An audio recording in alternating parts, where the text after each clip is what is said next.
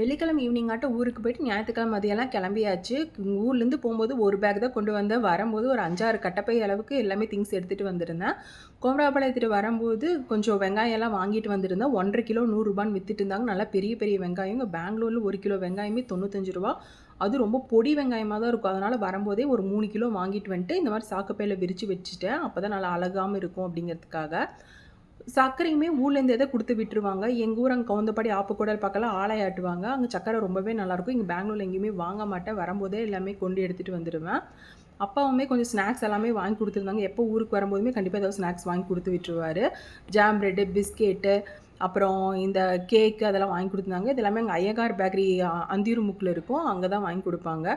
அது ஓப்பன் பண்ணாமையே சொல்லலாம் அது சாக்லேட் கேக்காக தான் இருக்குன்னு. ஏன்னா இங்கே எல்லாத்துக்குமே சாக்லேட் கேக் பிடிக்குங்காட்டி அதுதான் வாங்கி கொடுப்பாங்க. இந்த கேக்குமே ரொம்ப நல்லாயிருக்கும். இது ஒரு எக்கு போட்ட கேக்கு. அதுவுமே ரொம்ப டேஸ்ட்டாக நல்லாயிருக்கும்.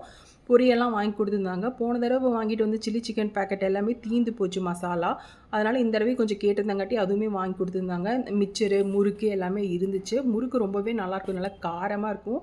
பையன் நல்லா சாப்பிடுவானா அதுதான் நிறைய வாங்கி கொடுத்துருந்தாங்க. ஊர்லேயே சனிக்கிழமையே பார்த்திங்கன்னா மட்டை எல்லாமே வாங்கி வச்சுட்டேன்.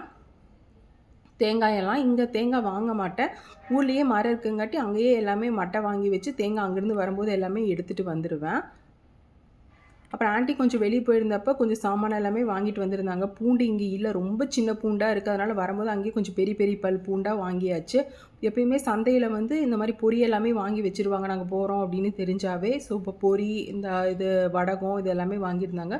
இங்கே கோதுமை ரவை நான் டிமார்ட் நிறையா பக்கம் தேடிட்டே எனக்கு இங்கே கோதுமை ரவை அதிகமாக கிடைக்கிறதே இல்லை. ஸோ ஒரு 4 கிலோ கிட்ட வாங்கி கொடுத்துருந்தாங்க. சரி ஓகே, ஃப்ரிட்ஜில் வச்சிடலாம் கெட்டு போகாதுன்னு அது எல்லாமே வாங்கிட்டு வந்துட்டேன்.